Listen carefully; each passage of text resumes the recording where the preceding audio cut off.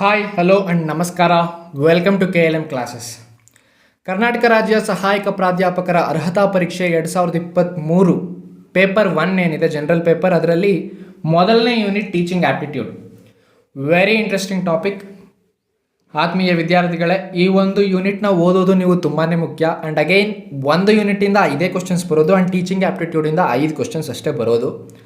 ಆದರೆ ಈ ಒಂದು ಯೂನಿಟ್ನ ಓದೋದು ಕೇವಲ ಅಂಕಗಳ ಸಲುವಾಗಿ ಅಲ್ಲ, ಯಾಕಂದರೆ ನೀವು KCET ಎಕ್ಸಾಮ್ ಬರಿತಾ ಇರೋದು ಮುಂದೊಂದು ದಿನ ಈ ಒಂದು ಟೀಚಿಂಗ್ ಫೀಲ್ಡಲ್ಲಿ ಕೆಲಸ ತಗೊಳ್ಬೇಕಂತ. ಸೊ ಈ ಒಂದು ಫೀಲ್ಡಲ್ಲಿ ಕೆಲಸ ತಗೊಳ್ಬೇಕಂದಾಗ ಈ ಒಂದು ಫೀಲ್ಡಿನ ಬಗ್ಗೆ ಚೆನ್ನಾಗಿ ತಿಳ್ಕೊಳ್ಳೋಕ್ಕೆ ಇದೊಂದು ಆಪರ್ಚುನಿಟಿ ಅಂತ ಅಂದ್ಕೊಳ್ಳಿ. ಟೀಚಿಂಗ್ ಅಂದರೆ ಏನು, ಅದನ್ನು ಯಾವ ರೀತಿ ಮಾಡಬೇಕು, ನಾವು ನೆಕ್ಸ್ಟ್ ಕ್ಲಾಸ್ ರೂಮ್ಸ್ಗೆ ಹೋದಾಗ ಯಾವ ರೀತಿ ಪಾಠ ಮಾಡಬೇಕು, ಇದೆಲ್ಲವನ್ನು ಚೆನ್ನಾಗಿ ತಿಳ್ಕೊಬೇಕು ಅಂದರೆ ಟೀಚಿಂಗ್ ಆ್ಯಪ್ಟಿಟ್ಯೂಡ್ನ ನೀವು ಚೆನ್ನಾಗಿ ಓದಬೇಕಾಗತ್ತೆ. ಆ್ಯಂಡ್ ಇದು ತುಂಬಾ ಇಂಟ್ರೆಸ್ಟಿಂಗ್ ಟಾಪಿಕ್. ನನ್ನ ಪ್ರಕಾರ ಈ ಒಂದು ಸಿಲೆಬಸ್ಸಲ್ಲಿ, ಜನರಲ್ ಪೇಪರ್ ಸಿಲೆಬಸ್ಸಲ್ಲಿ ಇದು ಮತ್ತು ರಿಸರ್ಚ್ ಆ್ಯಪ್ಟಿಟ್ಯೂಡ್, ಅದರಲ್ಲೂ ಟೀಚಿಂಗ್ ಆ್ಯಪ್ಟಿಟ್ಯೂಡ್ ತುಂಬಾ ಇಂಟ್ರೆಸ್ಟಿಂಗ್ ಅಂತ ಹೇಳ್ತೀನಿ. ಸೊ ನಾನಂತೂ ಈ ಒಂದು ಕ್ಲಾಸಲ್ಲಿ ಟೀಚಿಂಗ್ ಮತ್ತು ಟೀಚರ್ ಬಗ್ಗೆ ಎಷ್ಟು ಇನ್ಫಾರ್ಮೇಷನ್ ಕೊಡೋಕ್ಕಾಗುತ್ತೋ ಕೊಡೋಕ್ಕೆ ಟ್ರೈ ಮಾಡ್ತೀನಿ. ಆ್ಯಂಡ್ ಈ ಕ್ಲಾಸ್ ತುಂಬ ಇಂಟ್ರೆಸ್ಟಿಂಗ್ ಆಗಂತೂ ಇರುತ್ತೆ. ಆ್ಯಂಡ್ ನಾನು ಈ ಒಂದು ಟೀಚಿಂಗ್ ಆ್ಯಪ್ಟಿಟ್ಯೂಡ್ ಶುರು ಮಾಡೋ ಮುಂಚೆ ಹೇಳ್ಬೇಕಾಗಿರೋದು, ನೀವು ಇಲ್ಲಿಯವರೆಗೂ ಏನು 1ನೇ ಕ್ಲಾಸಿಂದ ಹಿಡಿದು ಡಬಲ್ ಡಿಗ್ರಿ ಮಾಡಿದ್ದೀರಾ, ಅಲ್ಲಿವರೆಗೂ ಎಷ್ಟೆಲ್ಲ ಟೀಚರ್ಸ್ನ ನೋಡಿರ್ತೀರಾ, ಅದೆಲ್ಲ ನೆನಪಾಗಬೇಕು. ಅದೆಲ್ಲದಕ್ಕೂ ನೀವು ಲಿಂಕ್ ಮಾಡ್ಕೊಳ್ಳಿ. ನೆಕ್ಸ್ಟ್ ನೀವೇನು ಟೀಚರ್ ಕೆಲಸ ಮಾಡ್ತಿದ್ದೀರಾ ಅಥವಾ ಮಾಡಿದರೆ ಅಲ್ಲಿಗೂ ಲಿಂಕ್ ಮಾಡ್ಕೊಳ್ಳಿ. ಇದರಿಂದ ಕಲಿಯೋದು ತುಂಬ ಇದೆ. ಸೊ ನಿಮಗೆ ಗೊತ್ತಿಲ್ವೋ, ನಾನು ಕೂಡ ಒಂದು PU ಕಾಲೇಜಿನ ಲೆಕ್ಚರರ್. ಈ ಒಂದು ಫೀಲ್ಡ್ನ ತುಂಬ ಇಷ್ಟಪಟ್ಟು ಚೂಸ್ ಮಾಡಿದ್ದೀನಿ. ತುಂಬ ಇಂಟ್ರೆಸ್ಟಿಂಗ್ ಜಾಬ್ ಇದು. ದಿನ ಬೆಳಗಾದರೆ ಖುಷಿಯಾಗಿ ಹೋಗಿ ಯಾವುದೇ ತೊಂದರೆಗಳಿಲ್ಲದೆ ಒಂದು ಪಾಠ ಮಾಡೋದಿದೆ ನೋಡಿ. ಇದರಲ್ಲಿ ಹೆಚ್ಚು ರಿಸ್ಕ್ ಇರೋದಿಲ್ಲ. ಆ್ಯಂಡ್ ಎಲ್ಲದಕ್ಕಿಂತ ಹೆಚ್ಚಾಗಿ ಅತ್ಯಂತ ಇಂಪಾರ್ಟೆಂಟ್ ಜಾಬ್ ಸೊಸೈಟಿಯಲ್ಲಿ ಅಂದರೆ ಟೀಚರ್ಸು. ಸೊ ಶಿಕ್ಷಣವನ್ನು ಯಾರು ಕೊಡ್ತಾರೆ ಅವ್ರಿಗೆ ತುಂಬ ಮಹತ್ವ ಇರುತ್ತೆ. ಆ್ಯಂಡ್ ನನ್ನ ಗುರುಗಳು ಯಾವಾಗಲೂ ಹೇಳೋರು, ಒಬ್ಬ ಶಿಕ್ಷಕ ಒಂದು ಪೀಳಿಗೆಯನ್ನೇ ಬದಲಾಯಿಸಬಲ್ಲ. ಅವನು ಒಳ್ಳೆ ರೀತಿ ಪಾಠ ಮಾಡಿದ್ರೆ ಅಲ್ಲಿ ಒಂದು ಒಳ್ಳೆ ಬೆಳವಣಿಗೆ ಆಗುತ್ತೆ. ಯಾವಾಗ ಶಿಕ್ಷಣ ಕೊಡುವಂಥವರು ಶಿಕ್ಷಣದಿಂದ ವಂಚಿತರಾಗಿ ಶಿಕ್ಷಣ ಕೊಡುವಂಥವರಿಗೆ ಬೆಲೆ ಇರೋದಿಲ್ವೋ, ಅಲ್ಲಿ ಆ ಸಮಾಜದಲ್ಲಿ ಏನೂ ಕೂಡ ಡೆವಲಪ್ಮೆಂಟ್ ಇರೋದಿಲ್ಲ ಅಂತ ನನಗೆ ಹೇಳ್ತಾ ಇದ್ರು. ಸೊ ನಾನು ಕೂಡ ಟೀಚರ್ ಆಗಿ ಈ ಒಂದು ಟೀಚಿಂಗ್ ಆ್ಯಪ್ಟಿಟ್ಯೂಡ್ನ ಪಾಠ ಮಾಡೋದು ತುಂಬಾ ಖುಷಿ ಅನಿಸುತ್ತೆ. ಸೊ ಮೊದಲನೇದಾಗಿ ಟೀಚಿಂಗ್ ಆ್ಯಪ್ಟಿಟ್ಯೂಡ್ ಅಂದರೆ ಏನು, ಈ ಪದದ ಅರ್ಥ ಏನು ಅಂತ ತಿಳ್ಕೊಳ್ಳೋದಾದರೆ, meaning of teaching is to instruct someone or impart knowledge regarding this subject or skill. So teaching ಅಂದರೆ ಏನು, ಯಾರಿಗಾದ್ರೂ ಒಂದು ಇನ್ಸ್ಟ್ರಕ್ಟ್ ಮಾಡೋದು, ಯಾವ ರೀತಿ ಓದಬೇಕು, ಆ ವಿಷಯದ ಬಗ್ಗೆ ಏನೇನು ಇನ್ಫಾರ್ಮೇಷನ್ ಕೊಡೋದಾಗಿರ್ಬೋದು. ಆಮೇಲೆ ನಾಲೆಡ್ಜ್, ಜ್ಞಾನವನ್ನು ಕೊಡೋದು. ನೀವೇನು ತಿಳಿದೇ ಇರೋರಿಗೆ ನಿಮ್ಮ ಒಂದು ಪಡ್ಕೊಂಡಿರೋವಂಥ ಜ್ಞಾನವನ್ನು ಬೋಧನೆ ಮಾಡೋದಿದೆ ಅಲ್ವಾ, ಅದನ್ನು ಟೀಚಿಂಗ್ ಅಂತೀವಿ. And also regarding a skill, ಒಂದು ಸಬ್ಜೆಕ್ಟೇ ಅಲ್ಲ, ಯಾವುದೋ ಒಂದು ಕೌಶಲ್ಯ ಆಗಿರ್ಬೋದು. ಫಾರ್ ಎಕ್ಸಾಂಪಲ್ ಕಾರ್ಪೆಂಟರು ಯಾವ ರೀತಿ ಒಂದು ಬಾಗಲನ್ನ ಮಾಡೋದು ಅಂತ ಯಾವುದೋ ಒಬ್ಬನಿಗೆ ಹೇಳ್ಕೊಡೋದಿರುತ್ತಲ್ವ, ಅದು ಕೂಡ ಟೀಚಿಂಗೇ. It is a process of flow of ideas, instructions and knowledge from one mature person to other less mature person. ಹೌದಲ್ವಾ?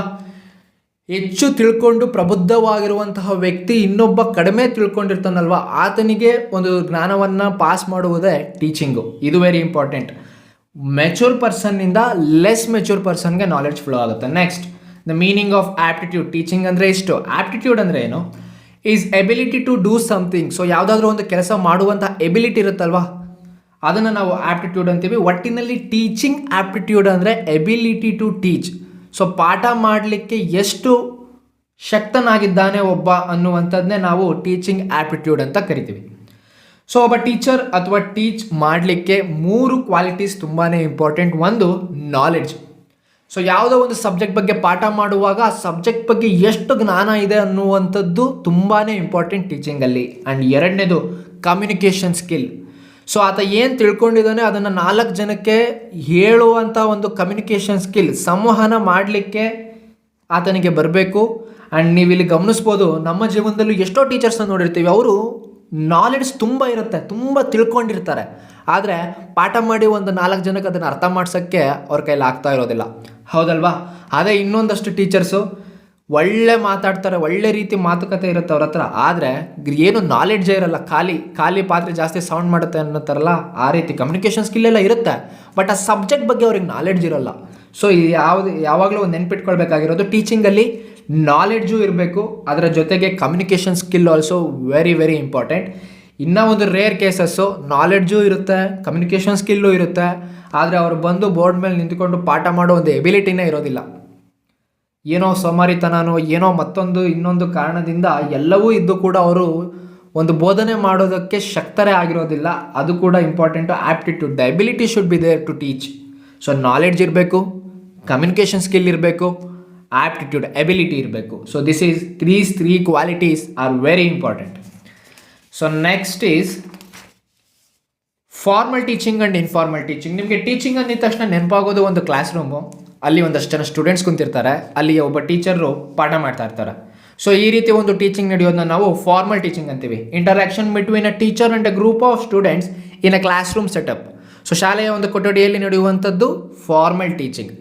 ಹಾಗಾದರೆ ಶಾಲೆಯ ಕೊಠಡಿ ಒಳಗೆ ಮಾತ್ರ ಟೀಚಿಂಗ್ ನಡೆಯುತ್ತಾ? ಕಲಿಯೋಕೆ ಕೇವಲ ಅಲ್ಲಿ ಮಾತ್ರ ಸಿಗುತ್ತಾ? ಹೊರಗಡೆ ಪ್ರಪಂಚದಲ್ಲಿ ಏನೂ ಸಿಗೋಲ್ವಾ? ಅಫ್ಕೋರ್ಸ್ ಸಿಗುತ್ತೆ. ಹೊರಗಡೆ ಪ್ರಪಂಚದಲ್ಲಿ ಕಲಿಯೋಕ್ಕೆ ತುಂಬ ಇರುತ್ತೆ. ಅದನ್ನು ನಾವು ಇನ್ಫಾರ್ಮಲ್ ಟೀಚಿಂಗ್ ಅಂತೀವಿ. Teaching outside the classroom where one learns from family, friends, society. ತಮ್ಮ ಕುಟುಂಬದವರು ಏನಿರ್ತಾರೆ, ತಂದೆ ಇರ್ಬೋದು, ತಾಯಿ ಇರ್ಬೋದು, ಅಣ್ಣ ಇರ್ಬೋದು, ಇವರೆಲ್ಲ ತುಂಬ ಹೇಳ್ಕೊಡ್ತಿರ್ತಾರೆ ಜೀವನದಲ್ಲಿ. ಇನ್ಫ್ಯಾಕ್ಟ್ ತಾಯಿಯೇ ಮೊದಲ ಗುರು ಅಂತ ಒಂದು ಮಾತಿದೆ. ಸೊ ನಮ್ಮ ತಂದೆ ತಾಯಿ ಯಾವ ರೀತಿ ಸಮಾಜದಲ್ಲಿ ಬದುಕಬೇಕು, ಯಾವ ರೀತಿ ಕೆಲವರಿಗೆ ಗೌರವ ಕೊಟ್ಟು ನಾವು ಹಿರಿಯರಿಗೆ ಬದುಕಬೇಕು ಅನ್ನೋದನ್ನೆಲ್ಲ ಹೇಳ್ಕೊಡ್ತಿರ್ತಾರೆ. ಅದು ಕೂಡ ಟೀಚಿಂಗೇ. ಫ್ರೆಂಡ್ಸ್, ಸೊ ಸ್ನೇಹಿತರಿಂದ ಕಲಿಯೋದು ತುಂಬ ಇರುತ್ತೆ. ಯಾರೋ ಒಬ್ಬ ತುಂಬ ಚೆನ್ನಾಗಿ ಓದ್ತಿರ್ತಾನೆ, ಅವನು ಯಾವ ರೀತಿ ಓದ್ತಾನೆ, ಯಾವ ರೀತಿ ಕಾನ್ಸೆಪ್ಟ್ನ ಅರ್ಥ ಮಾಡ್ಕೊಳ್ತಾನೆ ಅಂತ ಅವನ ಹತ್ರ ಹೋಗಿ ಕೇಳಿ ತಿಳ್ಕೊಳೋದಿರುತ್ತಲ್ವ, ಅದು ಕೂಡ ಟೀಚಿಂಗೇ. ಅಲ್ಲಿ ನಿಮ್ಮ ಫ್ರೆಂಡ್ ನಿಮಗೆ ಬೋಧನೆ ಮಾಡ್ತಾ ಇರ್ತಾನೆ. ಆ್ಯಂಡ್ ಸೊಸೈಟಿ, ಸೊ ಈ ಒಂದು ಸಮಾಜ ನಮಗೆ ತುಂಬ ವಿಷಯಗಳನ್ನ ಕಲಿಸುತ್ತೆ. And this is very important. ಫಾರ್ಮಲ್ಗಿಂತ ಇನ್ಫಾರ್ಮಲ್ಲೇ ಜೀವನವನ್ನು ರೂಪಿಸುವಲ್ಲಿ ಅತಿ ಪ್ರಮುಖ ಪಾತ್ರವನ್ನು ವಹಿಸುತ್ತೆ. So this is called informal teaching. So next is objectives of teaching. ಏನು ಮೂಲ ಉದ್ದೇಶ, ಏನು ಬೋಧನೆದು, ಅದನ್ನು ನಾವು ಅರ್ಥ ಮಾಡ್ಕೊಳ್ಳೋಣ. To provide knowledge and skills to the learners so that they can cope with fast changing world. So ಏನು ಜ್ಞಾನ ಇದೆ ಅಥವಾ ಕೌಶಲ್ಯಗಳು, ಸ್ಕಿಲ್ಸ್ ಇದೆ, ಇದನ್ನು ಒಬ್ಬ ವಿದ್ಯಾರ್ಥಿಗೆ, ಇಲ್ಲಿ ನಾವು ಲರ್ನರ್ ಅಂತ ಪದ ಉಪಯೋಗಿಸಿದ್ದೀವಿ. ಲರ್ನರ್ ಅಂದರೆ ಯಾರು ಜ್ಞಾನವನ್ನು ಪಡ್ಕೊಳ್ತಾ ಇರ್ತಾನಲ್ವ, ಸ್ಟೂಡೆಂಟ್ ಅಂತ ಹೇಳ್ಬೋದು, ಇಲ್ಲ ಲರ್ನರ್, ಎರಡೂ ಒಂದೇ. ಆತನಿಗೆ ಜ್ಞಾನವನ್ನು ಪಾಸ್ ಮಾಡಬೇಕು. ಯಾಕೆ? ಈ ಒಂದು ಪ್ರಪಂಚ ಪ್ರತಿದಿನ ಬೆಳವಣಿಗೆಯನ್ನು ಕಾಣ್ತಾ ಇರುತ್ತೆ, ಪ್ರತಿದಿನ ಬದಲಾವಣೆಯನ್ನು ಕಾಣ್ತಾ ಇರುತ್ತೆ. ಸೊ ಈ ಬದಲಾಗುತ್ತಿರುವಂತಹ ಪ್ರಪಂಚಕ್ಕೆ ತಕ್ಕಂತೆ ಆತ ಜೀವನವನ್ನು ಚೇಂಜ್ ಮಾಡ್ಕೊಳ್ಬೇಕು, ಇನ್ಫಾರ್ಮೇಷನ್ನ ಪಡ್ಕೊಳ್ತಾ ಇರಬೇಕು. ಸೊ ಆ ಒಂದು ಉದ್ದೇಶದಿಂದ ಟೀಚಿಂಗ್ ನಡಿಬೇಕಾಗತ್ತೆ. And to mould and shape learners. ಹೌದಲ್ವಾ? ಒಬ್ಬ ಕಾಡು ಮನುಷ್ಯ ಇವತ್ತು ನಾಡು ಮನುಷ್ಯ ಆಗಬೇಕು ಅಂದರೆ ಅವನು ಎಷ್ಟೋ ಇನ್ಫಾರ್ಮೇಷನ್ನ ಕಲ್ತ್ಕೋಬೇಕು. ಹುಟ್ಟಿದಾಗ ನಮ್ಗೆ ಏನೂ ಗೊತ್ತಿರೋಲ್ಲ, ಆದರೆ ವಯಸ್ಸಾಗ್ತಾ ಆಗ್ತಾ ಎಷ್ಟು ಪ್ರಬುದ್ಧತೆ ಬರುತ್ತೆ, ಎಷ್ಟು ಕಲಿತೀವಿ, ಆ ರೀತಿ ನಮ್ಮ ಜೀವನ ಶೇಪ್ ತಗೊಳುತ್ತೆ. So to mould and shape learners. Next is to inculcate values, morals, punctuality and discipline in students. So this is very important. Subject ಜೊತೆಗೆ ಅವರಿಗೆ ಮೌಲ್ಯಗಳನ್ನ ಹೇಳ್ಕೊಡ್ಬೇಕು, ಮಾರಲ್ಸ್ನ ಹೇಳ್ಕೊಡ್ಬೇಕು, ಆ್ಯಂಡ್ ಡಿಸಿಪ್ಲಿನ್ನ ಹೇಳ್ಕೊಡ್ಬೇಕು. ಇದು ವೆರಿ ಇಂಪಾರ್ಟೆಂಟ್. ವಿನಯವಿಲ್ಲದ ವಿದ್ಯೆ ಯಾವುದಕ್ಕೂ ವ್ಯರ್ಥ, ಅದು ಯೂಸೇ ಇಲ್ಲ. ಸೊ ಅವನಿಗೆ ವಿನಯತೆ ಇರಬೇಕು, ದೊಡ್ಡವರಂದರೆ ಮರ್ಯಾದೆ ಇರಬೇಕು, ಯಾವ ರೀತಿ ಗೌರವ ಕೊಟ್ಟು ಬದುಕಬೇಕು, ಇವೆಲ್ಲವನ್ನು ಕಲಿಸೋದು ಟೀಚಿಂಗ್ನ ಉದ್ದೇಶವಾಗಿರುತ್ತೆ. And to develop a sense of brotherhood, communal unity, team work, leadership. ಹೌದಲ್ವಾ? ಅವತ್ತ ಕಲಿತಾ ಯಾವ ರೀತಿ ಈ ಒಂದು ಸಮಾಜದಲ್ಲಿ ಎಲ್ಲರನ್ನ ಜೊತೆ ಫ್ರೆಂಡ್ಶಿಪ್ಪಲ್ಲಿ ಬೆಳಿಬೇಕಾಗತ್ತೆ, ಎಲ್ರಿಗೂ ಮರ್ಯಾದೆ ಕೊಡ್ತಾ ಗೌರವದಿಂದ ಖುಷಿಯಾಗಿ ಬದುಕೋದನ್ನ ಕಲಿಸೋದು ಟೀಚಿಂಗ್ನ ಮೂಲ ಉದ್ದೇಶ. ಕಮ್ಯುನಲ್ ಯೂನಿಟಿ ಇರಬೇಕು, ಬೇರೆಯವ್ರಿಗೆ ಕೆಡಕನ್ನು ಬಯಸಬಾರ್ದು. ಒಂದು 4 ಜನ ಸೇರಿ ಏನೋ ಕೆಟ್ಟದನ್ನು ಮಾಡಿ ಅನ್ನೋದನ್ನ ಹೇಳ್ಕೊಡು. ಒಬ್ಬರು ಕಳ್ಳರನ್ನು ಸೃಷ್ಟಿ ಮಾಡೋದು ಶಿಕ್ಷಣದ ಉದ್ದೇಶ ಅಲ್ಲ. ಎಲ್ಲದರಲ್ಲೂ ಒಳ್ಳೆಯದನ್ನು ಕಲಿಸ್ಕೊಡ್ಬೇಕಾಗತ್ತೆ. ಯಾವ ರೀತಿ ಖುಷಿಯಿಂದ ಶಾಂತಿಯಿಂದ ಬದುಕಬೇಕು ಅದನ್ನು ಹೇಳ್ಕೊಡೋದು ಟೀಚಿಂಗ್ನ ಮೂಲ ಉದ್ದೇಶ ಆಗಿರುತ್ತೆ. ಟೀಮ್ ವರ್ಕ್, ಒಬ್ರಿಗೊಬ್ರು ಸಹಾಯ ಮಾಡ್ಕೊಳ್ತಾ ಒಂದು ದೊಡ್ಡ ಸಾಧನೆ ಮಾಡಬೇಕು ಅಂದರೆ ಒಬ್ಬನ ಕೈಲಾಗೋದಿಲ್ಲ, ಹಲವರು ಕೈ ಜೋಡಿಸ್ಬೇಕು. ಆ್ಯಂಡ್ ಹಲವರು ಕೈ ಜೋಡಿಸಿದಾಗ ಹಲವು ತೊಂದರೆಗಳು ಉದ್ಭವ ಆಗ್ತವೆ. ಒಬ್ಬರಿಗೆ ಒಪ್ಪಿಗೆ ಆದರೆ ಇನ್ನೊಬ್ರಿಗೆ ಒಪ್ಪಿಗೆ ಆಗೋಲ್ಲ. ಸೊ ಇದನ್ನೆಲ್ಲ ಅಡ್ಜಸ್ಟ್ ಮಾಡಿಕೊಂಡು ಜೀವನ ನಡೆಸೋದನ್ನ ಹೇಳ್ಕೊಡೋದೇ ಟೀಚಿಂಗ್ನ ಮೂಲ ಉದ್ದೇಶ. ಆ್ಯಂಡ್ ಲೀಡರ್ಶಿಪ್, ಒಂದು 4 ಜನನ ಅವ್ನು ಲೀಡ್ ಮಾಡಬೇಕು, ಅದನ್ನು ಹೇಳ್ಕೊಡೋದು ಟೀಚಿಂಗ್ ಆಗುತ್ತೆ. And very important, next is to prepare students to do better citizens, to be better citizens of tomorrow. ಹೌದಲ್ವಾ? ನಮ್ಮ ಶಿಕ್ಷಣ ಯಾವ ರೀತಿ ಇರಬೇಕು ಅಂದರೆ ಆತ ಈ ಒಂದು ಸೊಸೈಟಿಯಲ್ಲಿ ಒಳ್ಳೆ ನಾಗರಿಕನಾಗಬೇಕು, ಒಳ್ಳೆ ಸಿಟಿಸನ್ ಆಗಿ ಬದುಕಬೇಕು. ಆ ರೀತಿ ನಮ್ಮ ಪಾಠಗಳು ನಡಿಬೇಕಾಗತ್ತೆ. ಅದು ಒಂದು ಟೀಚಿಂಗ್ನ ಮೂಲ ಉದ್ದೇಶ ಆಗಿರುತ್ತೆ. ಆ್ಯಂಡ್ ಒಟ್ಟಿನಲ್ಲಿ ಹೇಳಬೇಕು ಅಂದರೆ ಆ ಲರ್ನರ್ ಅಥವಾ ಸ್ಟೂಡೆಂಟ್ ಏನಿರ್ತಾನೆ ಅವನ್ನ ಆಲ್ ರೌಂಡ್ ಡೆವಲಪ್ಮೆಂಟ್ ಟೀಚಿಂಗ್ನ ಮೂಲ ಉದ್ದೇಶ ಆಗಿರುತ್ತೆ. Over all the main objective of teaching is all round development of students. ಕೇವಲ ಸಬ್ಜೆಕ್ಟು ಸೈನ್ಸ್ನ ಒಂದು ಟಾಪಿಕ್ನ ಅವ್ರಿಗೆ ಪಾಠ ಮಾಡಿಬಿಟ್ರೆ ಅದು ಟೀಚಿಂಗ್ ಆಗಲ್ಲ. ಯಾವ ರೀತಿ ಸಮಾಜದಲ್ಲಿ ಬದುಕಬೇಕು, ಯಾವ ರೀತಿ ಒಂದು 4 ಜನಕ್ಕೆ ಒಳ್ಳೇದಾಗೋ ರೀತಿ ನೀನು ಬದುಕಬೇಕು ಅಂತ ಹೇಳ್ಕೊಡೋದು ಕೂಡ ಸೇರಿ ಆಲ್ ರೌಂಡ್ ಡೆವಲಪ್ಮೆಂಟ್ ಇದೆ ಅಲ್ವಾ, ಅದು ಟೀಚಿಂಗ್ನ ಮೂಲ ಉದ್ದೇಶ, ಅಬ್ಜೆಕ್ಟಿವ್ ಆಫ್ ಟೀಚಿಂಗ್ ಅಂತ ಕರಿತೀವಿ. ಸೊ ಈ ಒಂದು ಟೀಚಿಂಗಲ್ಲಿ 3 ಲೆವೆಲ್ಗಳಿದ್ದಾವೆ ಆ್ಯಂಡ್ ಈ 3 ಲೆವೆಲ್ಗಳು ಸಿಲೆಬಸ್ನ ಸಲುವಾಗಿ ತುಂಬಾ ಇಂಪಾರ್ಟೆಂಟು. ಆ್ಯಂಡ್ ನೀವು ಓದುವಾಗ ಯಾವ ರೀತಿ ಒಂದೊಂದು ಲೆವೆಲ್ಲು ಇಂಪ್ರೂವ್ ಆಗ್ತಾ ಹೋಗುತ್ತೆ, ಚೇಂಜಸ್ ಯಾವ ರೀತಿ ಇದೆ, ಎಲ್ಲಿ ಯಾವ ಲೆವೆಲ್ನ ಯೂಸ್ ಮಾಡಬೇಕು, ನಾವು ಯಾವ ವಯಸ್ಸಿನಲ್ಲಿ ಯೂಸ್ ಮಾಡಬೇಕು, ಇದನ್ನು ನೀವು ಕಲಿಬೇಕಾಗತ್ತೆ. ಟೋಟಲಾಗಿ ಟೀಚಿಂಗಲ್ಲಿ 3 level: memory level, understanding level, reflective level. So ಇದನ್ನು ಯಾರು ಕೊಟ್ಟರು ಅನ್ನೋದನ್ನು ಕೂಡ ನೀವು ನೋಟ್ ಡೌನ್ ಮಾಡ್ಕೊಳ್ಬೇಕಾಗುತ್ತೆ, ನೋಟ್ಸ್ ಮಾಡ್ಕೊಳ್ಳಿ. ಮೆಮೊರಿ ಲೆವೆಲ್ ಯಾರು ಕೊಟ್ಟಿದ್ದು? ಹರ್ಬರ್ಟ್ ಅನ್ನುವಂಥವ್ರು. ಏನನ್ನು ಫೋಕಸ್ ಮಾಡುತ್ತಿದ್ದು? Memorisation of facts and information by learners. So ಇದು ಮಕ್ಕಿ ಬಹಾಟ್ ಮಾಡುವಂತಹ ಒಂದು ಸ್ಟೇಜ್ ಇದು ಮೆಮೊರಿ ಲೆವೆಲ್. ಅಂದರೆ ಏನು ಕಲಿತೀವಿ ಅದನ್ನು ಜಸ್ಟ್ ಮೆಮೊರಿ ಮಾಡಿಕೊಂಡ್ರೆ ಸಾಕು. A for apple, B for bat ಅನ್ನುವಂಥದ್ದು, ಈ ರೀತಿ ಮೆಮೊರೈಸೇಷನ್ ಮಾಡಿ ಇನ್ಫಾರ್ಮೇಷನ್ನ ಬಹಾಟ್ ಮಾಡುವಂಥದ್ದು ಮೆಮೊರಿ ಲೆವೆಲ್ ಆಗುತ್ತೆ. ಆ್ಯಂಡ್ ಇಲ್ಲಿ ಥಾಟ್ಫುಲ್ನೆಸ್, ಯೋಚನೆ ಶಕ್ತಿ ಏನು ಇಲ್ಲಿ ಪಾತ್ರ ವಹಿಸುತ್ತೆ ಅಂದರೆ ಥಾಟ್ಲೆಸ್. ಇಲ್ಲಿ ಯೋಚನೆ ಮಾಡೋ ಅವಶ್ಯಕತೆಯೇ ಇಲ್ಲ ಒಬ್ಬ ಸ್ಟೂಡೆಂಟು, ಜಸ್ಟ್ ಏನು ಹೇಳ್ಕೊಡ್ತಾರೆ ಅದನ್ನು ಬಹಾಟ್ ಮಾಡಿ ಎಕ್ಸಾಮಲ್ಲಿ ಪ್ರೊಡ್ಯೂಸ್ ಮಾಡುವಂಥದ್ದು ಮೆಮೊರಿ ಲೆವೆಲ್ ಆಗಿರುತ್ತೆ. ಆ್ಯಂಡ್ ಟೀಚಿಂಗ್ ಟೆಕ್ನಿಕ್, ಯಾವ ಒಂದು ಟೆಸ್ಟಿಂಗ್ ಟೆಕ್ನಿಕ್ಸು ಹೆಂಗೆ ಟೆಸ್ಟ್ ಮಾಡ್ತಾರೆ ಕಲ್ತಿರೋ ಅಂಥದ್ದನ್ನ ಅಂದರೆ oral and return test and essay type questions. So oral questions ಕೇಳೋದು, ಒಂದು ಕಡೆಯಿಂದ 10 ಕ್ವಶನ್ ಬ್ಯಾಟ್ ಮಾಡಿಸಿರ್ತಾರೆ, ಆ 10 ಕ್ವಶನ್ಸ್ನ ಕೇಳಿ ಆನ್ಸರ್ನ ಪಡ್ಕೊಳ್ಳೋದಾಗಿರ್ಬೋದು. ರಿಟರ್ನ್ ಟೆಸ್ಟ್ ಏನು ಚೆನ್ನಾಗಿ ಪ್ರಾಕ್ಟೀಸ್ ಮಾಡಿಸಿರ್ತಾರೆ 10 ಕ್ವಶನ್, ಆ 10 ಕ್ವಶನ್ನ ಎಕ್ಸಾಮಲ್ಲಿ ಕೊಟ್ಬಿಟ್ಟು ಚೆಕ್ ಮಾಡೋದು. ಸೊ ಇದು ಟೆಸ್ಟಿಂಗ್ ಟೆಕ್ನಿಕ್ಸ್ ಮೆಮೊರಿ ಲೆವೆಲಲ್ಲಿ ಆಗಿರುತ್ತೆ.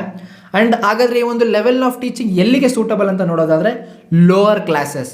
ಸೊ ಪ್ರಾಥಮಿಕ ಶಿಕ್ಷಣ ಏನಿರುತ್ತೆ ಚಿಕ್ಕ ಮಕ್ಕಳಿಗೆ, ನಾವಲ್ಲಿ ಅವ್ರಿಗೆ ಜಾಸ್ತಿ ಯೋಚನೆ ಮಾಡೋ ರೀತಿ ಪಾಠ ಮಾಡೋ ಅವಶ್ಯಕತೆ ಇಲ್ಲ. ಅವರಿಗೆ ಬೇಸಿಕ್ಸ್ನ ಹೇಳ್ಕೊಡ್ತಾ ಬಹಾಟ್ ಮಾಡಿಸಿ ಅದನ್ನು ಎಕ್ಸಾಮಲ್ಲಿ ಬರ್ಸೋ ಒಂದು ಕೆಲಸ ಮಾಡಬೇಕಾಗತ್ತೆ. ಸೊ ಈ ಒಂದು ಮೆಮೊರಿ ಲೆವೆಲ್ ಲೋವರ್ ಕ್ಲಾಸಸ್ಸಲ್ಲಿರುತ್ತೆ. ಹಾಗಾದರೆ ಟೀಚರ್ನ ಪಾತ್ರ, ರೋಲ್ ಆಫ್ ಟೀಚರ್ ಏನು, ಅಥಾರಿಟಿ ಏನು and dominant role. So main authority class ರೂಮಲ್ಲಿ ಟೀಚರ್ ಆಗಿರ್ತಾರೆ. ಟೀಚರ್ನ ರೋಲು ಅಥಾರಿಟಿ, ಅವ್ರು ಹೇಳ್ದಂಗೆ ನಡೆಯುತ್ತೆ ಕ್ಲಾಸಲ್ಲಿ, ಅವ್ರು ಏನು ಹೇಳ್ತಾರೆ ಆ ವರ್ಕ್ ಆಗಬೇಕು. ಡಾಮಿನೆಂಟ್, ಸೊ ಮಕ್ಕಳಿಗಿನ್ನ ಹೆಚ್ಚು ಪವರ್ ಇರೋದು ಈ ಒಂದು ಕೇಸಲ್ಲಿ, ಈ ಒಂದು ಲೆವೆಲಲ್ಲಿ ಟೀಚರ್ಗೆ. ಸೊ ನೀವು ಚಿಕ್ಕ ವಯಸ್ಸಿನಲ್ಲಿ ಏನು ಪಾಠಗಳಾಗ್ತಿತ್ತು ನೆನಪಿರ್ಬೋದು. ಸ್ಕೂಲ್ನಲ್ಲಿ ಇಷ್ಟು ಹೋಮ್ವರ್ಕ್ ಅಂದರೆ ಹೋಮ್ವರ್ಕ್, ಅದ್ರ ಬಗ್ಗೆ ನಾವೇನು ಹೇಳೋ ಆಗಿರಲಿಲ್ಲ, ಅಥವಾ ನಾವು ಮಾಡೋಕ್ಕಾಗಲ್ಲ ಅಂತ ಸ್ಟೂಡೆಂಟ್ಸ್ ಎಲ್ಲ ಒಟ್ಟಿಗೆ ಸೇರಿ ಹೇಳಿದ್ರು ಅವ್ರು ಏನೂ ಕೇಳ್ತಾ ಇರಲಿಲ್ಲ. ಹೋಮ್ವರ್ಕ್ ಇಷ್ಟು ಮಾಡಬೇಕು, ಎಕ್ಸಾಮಲ್ಲಿ ಇಷ್ಟು ಮಾರ್ಕ್ಸ್ ತೆಗಿಬೇಕು. ಸೊ ಅದು ಮೆಮೊರಿ ಲೆವೆಲ್ ಆಗುತ್ತೆ. And teaching technique used. So technique ಯಾವ್ದು ಯೂಸ್ ಆಗುತ್ತೆ ಇಲ್ಲಿ? Teacher centred. ಸೊ ಟೀಚರ್ ಏನು ನಡೀತಾರೆ ಅದನ್ನು ನಡೀತಾ ಇರುತ್ತೆ ಕ್ಲಾಸ್ ರೂಮಲ್ಲಿ. So teacher centre and subject centre. So ಸಬ್ಜೆಕ್ಟ್ನ ಹೇಳ್ಕೊಡ್ಬೇಕಷ್ಟೇ ಕ್ಲಾಸಲ್ಲಿ, ಏನು ಡಿಸ್ಕಷನ್ಸ್ ಇಲ್ಲ, ಏನು ಯೋಚನೆ ಮಾಡೋಕ್ಕಾಗಲ್ಲ. ಆ ವಯಸ್ಸಲ್ಲಿ ಏನೂ ಆ ರೀತಿ ಯೋಚನೆ ಮಾಡಿ ಓದೋಕ್ಕೂ ಆಗೋದಿಲ್ಲ. ಸೊ ಆ ಲೆವೆಲ್ಗೆ memory level. And primary position class ರೂಮಲ್ಲಿ ಯಾರು? ಟೀಚರ್ ಹೇಳ್ದಂಗೆ ನಡೆಯುತ್ತೆ ಅಲ್ಲಿ. ಸೊ ಇದನ್ನು ನೆನ್ಪಿಟ್ಕೊಳ್ಬೇಕಾಗತ್ತೆ. ಯಾರು ಕೊಟ್ಟಿದ್ದು ಅದೊಂದು ನೆನ್ಪಿಟ್ಕೊಳ್ಬೇಕಾಗತ್ತೆ. Next is understanding level. ಹೆಸರಲ್ಲೇ ಗೊತ್ತಾಗುತ್ತೆ, ಇಲ್ಲಿ ನಾವು ಅರ್ಥ ಮಾಡ್ಕೊಳ್ಬೇಕಾಗುತ್ತೆ ಕಾನ್ಸೆಪ್ಟ್ನ. ಸೊ ಯಾರು ಕೊಟ್ಟಿದ್ದು? ಮಾರಿಸನ್ ಅನ್ನುವಂಥವ್ರು ಈ ಒಂದು ಅಂಡರ್ಸ್ಟ್ಯಾಂಡಿಂಗ್ ಲೆವೆಲ್ನ ಕೊಡ್ತಾರೆ. Very important. Focuses on mastery of subject by developing understanding and insights. So ಸಬ್ಜೆಕ್ಟ್ನ ಯಾವ ರೀತಿ ನಾವು ಕಲಿಬೇಕು ಅಂದರೆ ಅದನ್ನು ಅರ್ಥ ಮಾಡ್ಕೊಳ್ಬೇಕಾಗತ್ತೆ. ಆ್ಯಂಡ್ ಅದ್ರ ಬಗ್ಗೆ ಯೋಚನೆ ಮಾಡಿ ನಮ್ಮದೇ ಆಲೋಚನೆಗಳ ಬಗ್ಗೆ ಮಾತಾಡಬೇಕಾಗತ್ತೆ. ಇನ್ಸೈಟ್ಸ್ ಅಂದರೆ ಅದೇ ಆ ಸಬ್ಜೆಕ್ಟ್ ಬಗ್ಗೆ ಕೂತ್ಕೊಂಡು ಯೋಚನೆ ಮಾಡೋದು, ಡಿಫ್ರೆಂಟ್ ಪರ್ಸ್ಪೆಕ್ಟಿವ್, ಹಲವು ದೃಷ್ಟಿಕೋನಗಳಿಂದ ಆ ಸಬ್ಜೆಕ್ಟ್ನ ಹೆಂಗೆ ಅರ್ಥ ಮಾಡ್ಕೊಳ್ಳೋದು, ಅದು ಇಲ್ಲಿ ಫೋಕಸ್ ಆಗಿರುತ್ತೆ. ಆ್ಯಂಡ್ ಇಲ್ಲಿ ಥಾಟ್, ಏನು ಯೋಚನೆ ಶಕ್ತಿ, ಅದಕ್ಕೆ ಯಾವ ಪ್ಲೇಸ್ ಕೊಟ್ಟಿದ್ದಾರೆ? ಥಾಟ್ಫುಲ್. ಹೌದು, ನೀವು ಇದ್ರ ಬಗ್ಗೆ ಯೋಚನೆ ಮಾಡುವಂತಹ ಪರಿಸ್ಥಿತಿ ಇಲ್ಲಿ ಬರುತ್ತೆ. ಆ ಒಂದು ಅಂಡರ್ಸ್ಟ್ಯಾಂಡಿಂಗ್ ಲೆವೆಲಲ್ಲಿ ಆ ಸಬ್ಜೆಕ್ಟ್ ಬಗ್ಗೆ ಥಾಟ್ಫುಲ್ ಯೋಚನೆ ಮಾಡಬೇಕಾಗತ್ತೆ. ಆದರೆ ಇಲ್ಲಿರಲಿಲ್ಲ ಲಾಸ್ಟ್ ಲೆವೆಲಲ್ಲಿ. ಟೆಸ್ಟಿಂಗ್ ಟೆಕ್ನಿಕ್, ಯಾವ ರೀತಿ ಒಂದು ಕಾನ್ಸೆಪ್ಟ್ ಅರ್ಥ ಆಗಿದೆಯಾ ಇಲ್ವೋ ಹೆಂಗೆ ಟೆಸ್ಟ್ ಮಾಡ್ತಾರೆ? ಕಾಂಪ್ರಹೆನ್ಸಿವ್ ಎಸ್ಸೆ ಬರೆಸ್ತಾರೆ ನಿಮಗಿಲ್ಲಿ. ಸುಮ್ಮನೆ ಟಿಕ್ ಹಾಕ್ಸೋದೋ ಅಥವಾ ಒನ್ ವರ್ಡ್ ಅಲ್ಲ, ನೀಟಾಗಿ ನಿಮ್ಮ ಭಾಷೆಯಲ್ಲಿ ನಿಮಗೆ ಏನು ಅರ್ಥ ಆಗಿರುತ್ತೆ ಬರಿತಾ ಹೋಗಬೇಕು. ಆ್ಯಂಡ್ ಆಬ್ಜೆಕ್ಟಿವ್ ಟೈಪ್ ಕ್ವಶನ್ಸ್ ಇರುತ್ತೆ. ನೆಕ್ಸ್ಟು, ಹಾಗಾದರೆ ಈ ಒಂದು ಲೆವೆಲ್ ಯಾರಿಗೆ suitable? Middle and higher classes. So ಪ್ರಾಥಮಿಕ ಆದಮೇಲೆ ನೆಕ್ಸ್ಟ್ ಏನು ಹೈಯರ್ ಕ್ಲಾಸಸ್ ಬರುತ್ತೆ ಅಥವಾ ಮಿಡಲ್ ಕ್ಲಾಸಸ್ ಬರುತ್ತೆ, ಅಲ್ಲಿ ಈ ಒಂದು ಲೆವೆಲ್ ಅಂಡರ್ಸ್ಟ್ಯಾಂಡಿಂಗ್ ಲೆವೆಲ್, ಕಾನ್ಸೆಪ್ಟ್ನ ಅರ್ಥ ಮಾಡಿಕೊಂಡು ತಮ್ಮದೇ ಭಾಷೆಯಲ್ಲಿ ಆನ್ಸರ್ಸ್ನ ಬರೆಯೋದು ಅಂಡರ್ಸ್ಟ್ಯಾಂಡಿಂಗ್ ಲೆವೆಲ್. ಕೊಟ್ಟಿದ್ಯಾರು? ಮಾರಿಸನ್. ಆ್ಯಂಡ್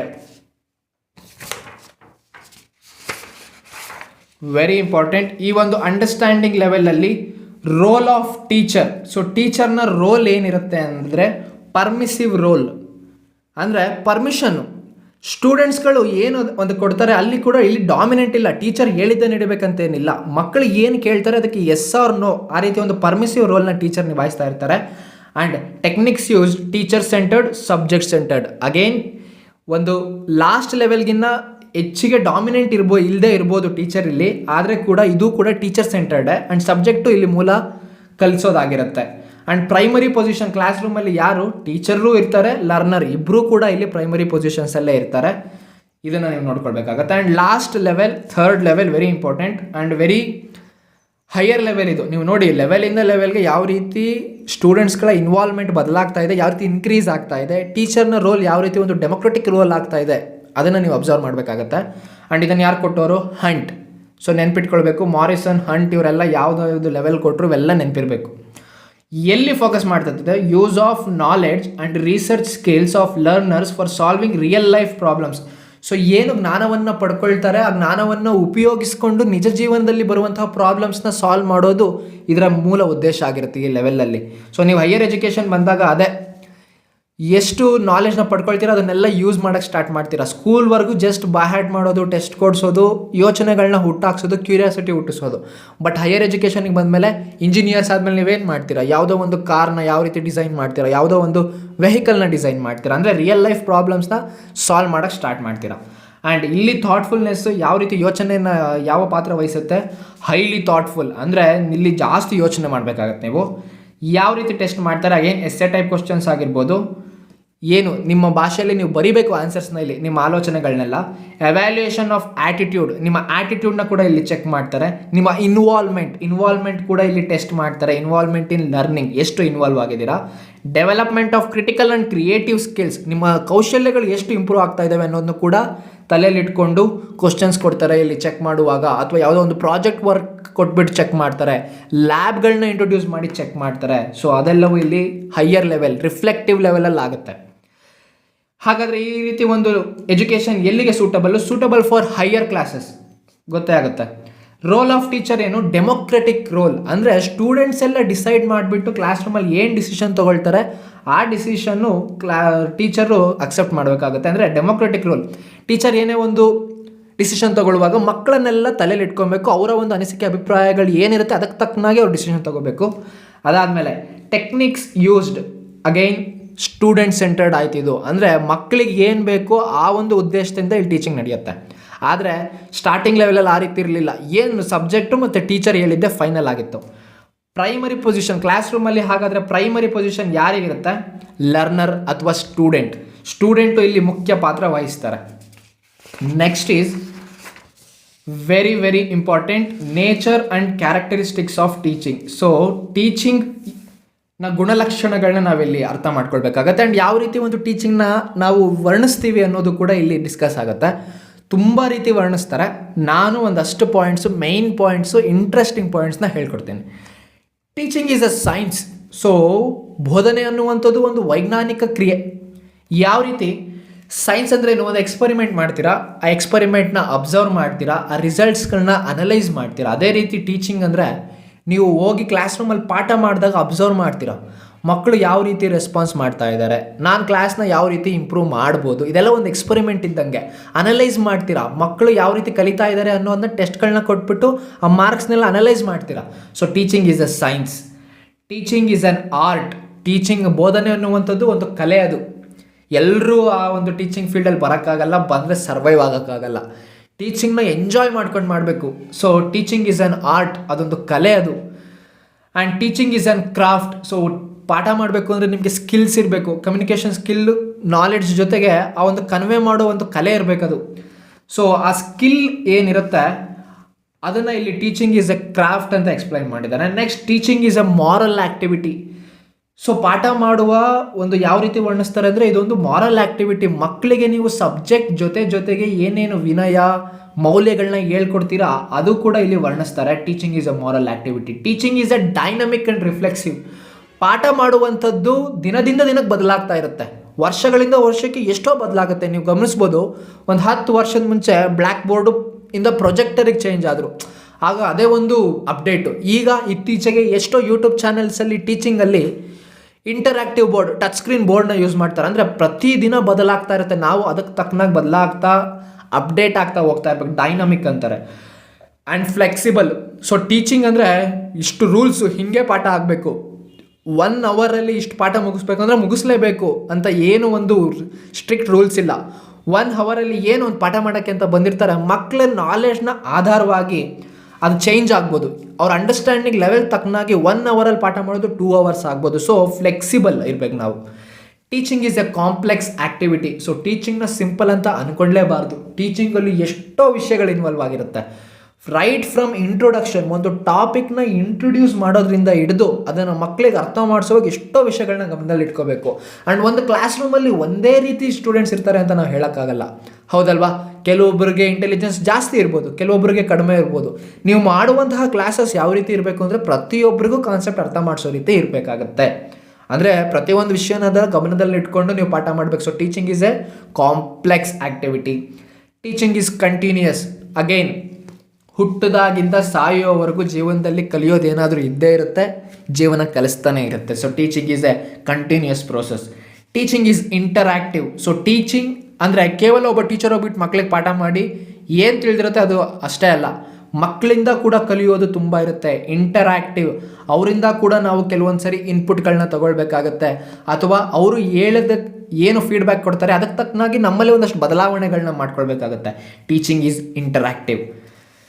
ಸೊ ಇಷ್ಟಾದಮೇಲೆ ಒಂದು ಟೀಚಿಂಗ್ ನಡಿಬೇಕಂದ್ರೆ ಬೇಸಿಕ್ ರಿಕ್ವೈರ್ಮೆಂಟ್ಸ್ ಏನು ಅದನ್ನು ತಿಳ್ಕೊಳ್ಳೋಣ. The basic requirements of teaching includes teacher and learner. So ಮೊದಲು ಒಂದು ಬೋಧನೆ ಆಗಬೇಕು ಅಂದರೆ ಅಲ್ಲಿ ಒಬ್ಬರು ಬೋಧನೆ ಮಾಡೋಕ್ಕೆ ಶಿಕ್ಷಕರು ಇರಬೇಕು, ಆ ಬೋಧನೆಯನ್ನು ಸ್ವೀಕರಿಸಲಿಕ್ಕೆ ಒಬ್ಬ ವಿದ್ಯಾರ್ಥಿ ಇರಬೇಕು. ಸೊ ಇದು ಮಿನಿಮಮ್. ಟೀಚರ್ನ ನಾವು ಇಂಡಿಪೆಂಡೆಂಟ್ ವೇರಿಯೇಬಲ್ ಅಂತೀವಿ. ಸೊ ಅವರು ಜ್ಞಾನವನ್ನು ಕೊಡೋದು, ಅವರು ಯಾರ ಮೇಲೆ ಡಿಪೆಂಡ್ ಆಗಿರಲ್ಲ. ಆದರೆ ಲರ್ನರ್ ಅಥವಾ ಸ್ಟೂಡೆಂಟ್, ಅವನಿಗೆ ಜ್ಞಾನದ ಹಸಿವಿರುತ್ತೆ, ಆತ ಟೀಚರ್ ಮೇಲೆ ಡಿಪೆಂಡ್ ಆಗಿರ್ತಾನೆ. So is dependent variable. And next, teaching is a continuous process. So patience, motivation, determination and focus are the real forces which keep students on track. ಹೌದಲ್ವಾ? Teaching ಅನ್ನುವಂಥದ್ದು ಕೇವಲ ಒಂದು ವಾರಕ್ಕೋ ಒಂದು ತಿಂಗಳಿಗೋ ನಡೆಯುವಂಥದ್ದಲ್ಲ, ಒಂದು ವರ್ಷ ಅಥವಾ ಹಲವು ವರ್ಷಗಳವರೆಗೂ ನಡೆಯುತ್ತೆ. ಅಲ್ಲಿ ಕಾನ್ಸಂಟ್ರೇಷನ್ ತುಂಬ ಮುಖ್ಯ, ಫೋಕಸ್ ತುಂಬ ಮುಖ್ಯ, ಆ್ಯಂಡ್ ಡಿಟರ್ಮಿನೇಷನ್ ಇವೆಲ್ಲವೂ ತುಂಬಾ ಮುಖ್ಯ. ಇವೆಲ್ಲವೂ ಇದ್ದಾಗ ಕೂಡ ಮೋಟಿವೇಶನ್ ಕೂಡ ಬೇಕು ಸ್ಟೂಡೆಂಟ್ಸ್ನ ಒಳ್ಳೆ ರೀತಿ ಪಾಠ ಮಾಡೋಕ್ಕೆ. So this is very basic requirement. Next class room activities. So class ರೂಮಿನ ಆ್ಯಕ್ಟಿವಿಟೀಸ್ಗಳೇನಿದ್ದಾವೆ ಅವು ತುಂಬ ಇಂಪಾರ್ಟೆಂಟ್ ಆಗುತ್ತೆ. Class room activities facilitates learning and help students retain information for a long period. So ನೀವು ಜಸ್ಟ್ ಪಾಠ ಮಾಡುವಾಗ ಬರೀ ಕತೆ ಹೇಳಿ ಹೋಗ್ಬಿಟ್ರೆ ಸಾಲದು, ಅದನ್ನು ಮಕ್ಕಳಿಗೆ ಅರ್ಥ ಮಾಡಿಸ್ಲಿಕ್ಕೆ ಹೊಸ ಹೊಸ ಆ್ಯಕ್ಟಿವಿಟೀಸ್ನ ಮಾಡಿಸ್ಬೇಕು. ಇಂಡಿವಿಜುವಲ್ ಆ್ಯಕ್ಟಿವಿಟೀಸ್ ಆದರೂ ಆಗಿರಲಿ, ಗ್ರೂಪ್ ಆ್ಯಕ್ಟಿವಿಟೀಸ್ ಆದರೂ ಆಗಿರಲಿ. ಇಂಡಿವಿಜುವಲ್ ಆ್ಯಕ್ಟಿವಿಟೀಸ್ ಅಂದರೆ ಸೆಮಿನಾರ್ ಮಾಡಿಸೋದಾಗಿರ್ಬೋದು, ಪ್ರಾಜೆಕ್ಟ್ ವರ್ಕ್ ಕೊಡೋದಾಗಿರ್ಬೋದು, ಅದೇ ಸಬ್ಜೆಕ್ಟ್ನ ಡಿಫ್ರೆಂಟಾಗಿ ಹೇಳ್ಕೊಡೋದಾಗಿರ್ಬೋದು. Next, group activities. ಸೊ ಒಂದು ಗ್ರೂಪ್ಗಳ ರೀತಿ ಮಾಡಿ ಪ್ರಾಜೆಕ್ಟ್ ವರ್ಕ್ಸ್ನ ಅಸೈನ್ ಮಾಡಿ ಅದರಲ್ಲಿ ಸ್ಪ್ಲಿಟ್ ಮಾಡಿ, ಅದು ಟೀಮ್ ವರ್ಕ್ ಕೂಡ ಹೆಲ್ಪ್ ಆಗುತ್ತೆ. So activities are very important. ಇದಾದಮೇಲೆ there is need of continuous and comprehensive evaluation so as to assess the performance of students and suggest remedial measure for improvement. So ಮಕ್ಕಳಿಗೆ ಪಾಠ ಮಾಡಿದ ನಂತರ ಅದನ್ನು ನಾವು check ಮಾಡಬೇಕಾಗತ್ತೆ. ಆ್ಯಂಡ್ ಅಗೇನ್ ಎವ್ಯಾಲ್ಯೂಯೇಷನ್ ಪ್ರೋಸೆಸ್ ಯಾವ ರೀತಿ ಮಾಡಬೇಕು, ಟೆಸ್ಟ್ಗಳು, ಯೂನಿಟ್ ಟೆಸ್ಟ್ಗಳಾಗಿರ್ಬೋದು, ಮಂತ್ಲಿ ಟೆಸ್ಟ್ಗಳಾಗಿರ್ಬೋದು, ಮಿಡ್ ಟರ್ಮ್ ಟೆಸ್ಟ್ಗಳು, ಇವೆಲ್ಲವನ್ನು ಎವ್ಯಾಲ್ಯೂಯೇಷನ್ ಅಂತ ಕರಿತೀವಿ. ಆ್ಯಂಡ್ ಎವ್ಯಾಲ್ಯೂಯೇಟ್ ಮಾಡಿದ್ಮೇಲೆ ಆ ಮಾರ್ಕ್ಸ್ಗಳನ್ನ ನೀವು ಅನಲೈಸ್ ಮಾಡಬೇಕಾಗತ್ತೆ. So analysis is very much important in teaching. ಇದಾದಮೇಲೆ discipline is an important requirement for teaching. So discipline just ಮಕ್ಕಳಲ್ಲಿ ಮಾತ್ರ ಅಲ್ಲ, ಟೀಚರ್ಸ್ನಲ್ಲೂ ಕೂಡ ಡಿಸಿಪ್ಲಿನ್ ಇರಬೇಕಾಗತ್ತೆ. Discipline is an important requirement for teaching.